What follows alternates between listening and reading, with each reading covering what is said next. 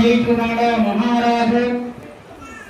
ఆ మహారాజు ప్రతినిత్యం కూడా దేవాలయానికి వెళుతూ దేవతారాధన చేయు.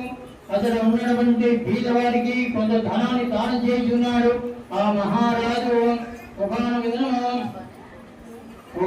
దినం భక్తశీలా నది తీరంలో అత్యంత వైభవంగా అత్యంత భక్తిస్పర్ధత శ్రీ రమా సమేత శ్రీ సత్యనారాయణ స్వామి వ్రతాన్ని చేస్తుండగా ఆ భద్రశీల నదిలో పడవలో కూర్చొని ప్రయాణం చేసిన సాగునే వర్మకుడు అతడికి వచ్చిన వాడై శరీరమందు పడవని అతడు కూర్చొని పూజానందం కొత్త విధి విధానాన్ని తెలుసుకొని తాను కూడా వ్రతాన్ని చేయదని మనసులో సంకల్పం చేసుకొని స్వామిని ప్రార్థన చేసుకొని తిరుగు ప్రాణమై తన నగరము వెళ్ళినవాడై నగరముతో తన భార్య వంటి లీలావతితో దుర్గాముఖ మహారాజు దంపతులు సంతానాన్ని కోరిన వారై శ్రీ రమా సమేత శ్రీ సత్యనారాయణ స్వామి చేస్తున్నారు.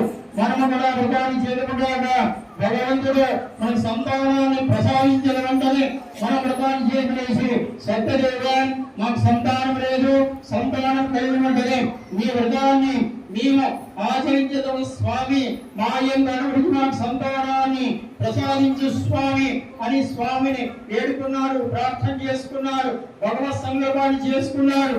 వారు చేసుకున్న సంకల్పానికి వారు చేసిన ప్రార్థనకే భగవంతుడు సంతుష్టుడై వారు భగవంతుడు అనుగ్రహించిన వారి సాధువాత్ముడు భార్య లీలావతి శుభముహూర్తమునందు గర్భం ధరించి నవమాసములు నిండిన తదనంతరం శుభముహూర్తమునందు ఆడ శిశువులు ప్రసరించగా ఆ ప్రసరించడం అంటే శిశువులకు జాతక కర్మాదులు చేసి కళావతి అని నామకరణం చేశారు.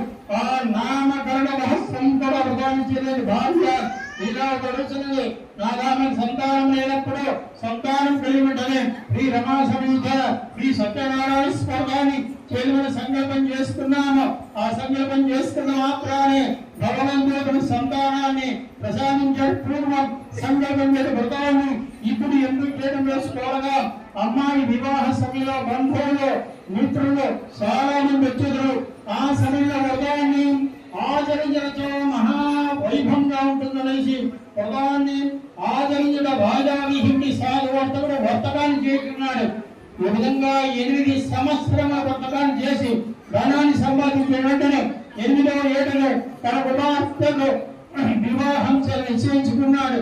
వారి సంప్రదాయ ప్రకారంగా వారి బంధుమిత్ర వర్గాల వారితో కూడా ఆలోచించి ఒక దూతను పంపాడు. మా అమ్మాయికి తగినటువంటి వరుణ్ణి తీసుకుని రావాల్సిందనేసి ఆ దూత అనేక నగరములకు వెళ్ళిన వాడే చివరిగా కాంచన కూడా నగరానికి వెళ్ళాడు. అతడు రూపాయి యవ్వన గుణ సంపన్నుడి సాధువర్త కుమారుడు చూచాడు.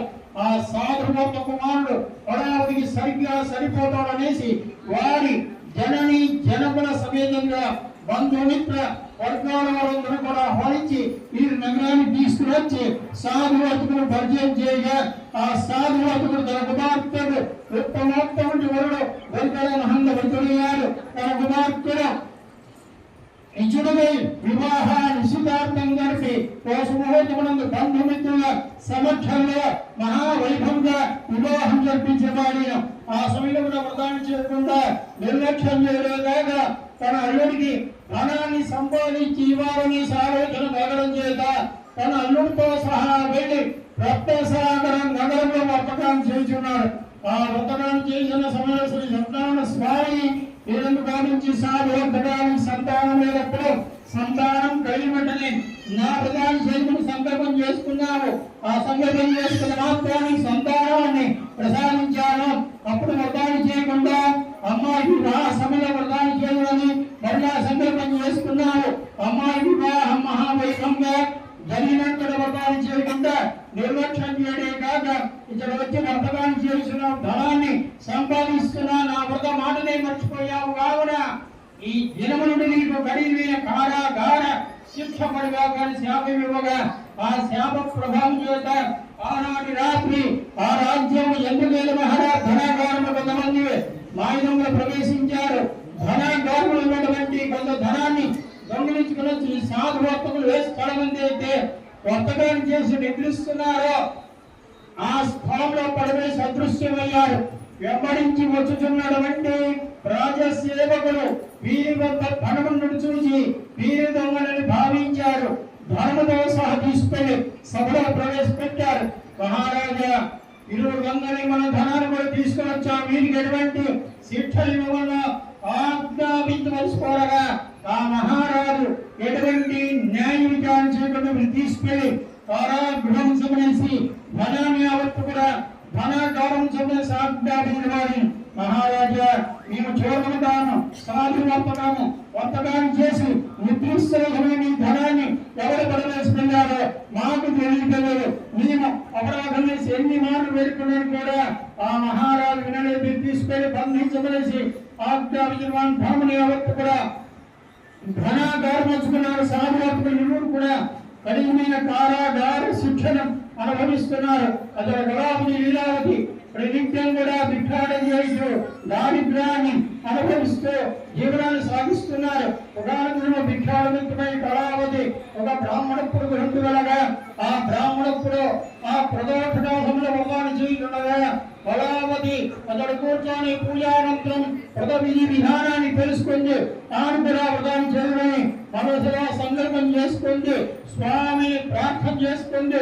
తీర్థ ప్రసాదాన్ని భక్తి శ్రద్ధతో స్వీకరించినటువంటి కళావతి కొంత తీర్థ ప్రసాదాన్ని తీసుకుని తన మహాత్మూర్తి లీలావతికి కూడా ఆ లీలావతి తీర్థ ప్రసాదాన్ని స్వీకరించబడినే పూర్వ వృత్తాంతం యావత్తు కూడా నెత్తికి కలిగి జ్ఞానోదయం కలిగింది.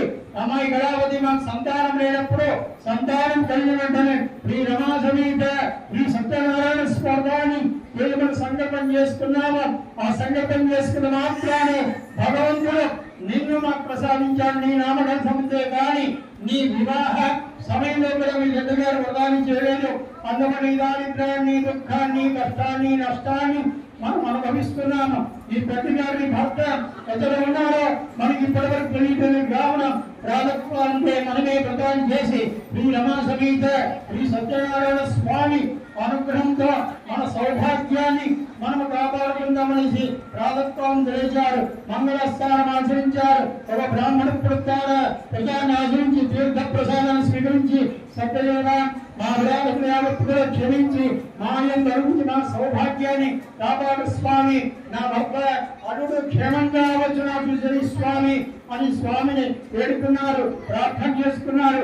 ప్రసాదాన్ని భక్తి శ్రద్ధతో స్వీకరించిన వారు చేసిన వ్రతానికి వారి చేసిన ప్రార్థనకు భగవంతుడు సంతుష్టుడై ఆనాటి రాత్రి చంద్రకేల మహారాజు స్వప్నంలో శ్రీ రమా సమేత శ్రీ సత్యనారాయణ స్వామి కనిపించి, చంద్రకేల మహారాజా ఈ కారాగృహంలో ఉన్నటువంటి సాధువర్తకులు ఇరువురు కూడా నా భక్త పట్టణం ఇంటిపించి పంపవలసి ఆజ్ఞాపించగా ఆ మహారాజు ప్రారంభం సభను ప్రవేశపెట్టి సభలో స్వప్న వృత్తాంతం యావత్తు కూడా వివరించి వారిని ఆహ్వానించి ఇక్కడ జరిగిన దుఃఖాన్ని మీరు పంచుకోవాల్సింది, మీ ధనాన్ని మీరు తీసుకొని మీ నగరాన్ని మీరు క్షేమంగా వెళ్ళినండి వేసి ఆజ్ఞాపించిన స్కాందపురాణ రేవాకాండే శ్రీ రమా సమేత శ్రీ సత్యనారాయణ వ్రతదాయ తృతీయోధ్యాయ సమాప్త. ఇందిరారమణ గోవింద సత్యనారాయణ భగవానికి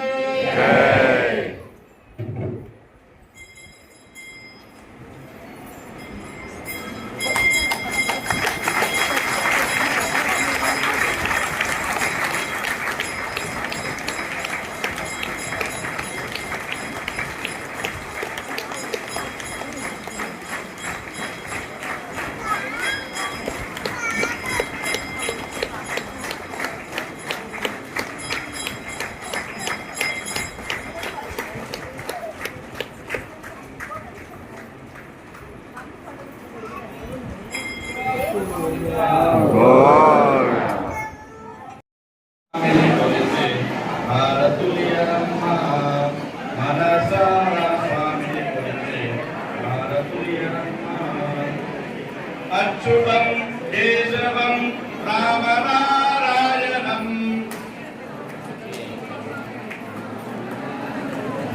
అచ్యుతం కేశవం రామనారాయణం కృష్ణదామోదరో జానకీ వందే కృష్ణదామోదర భగవతే నమః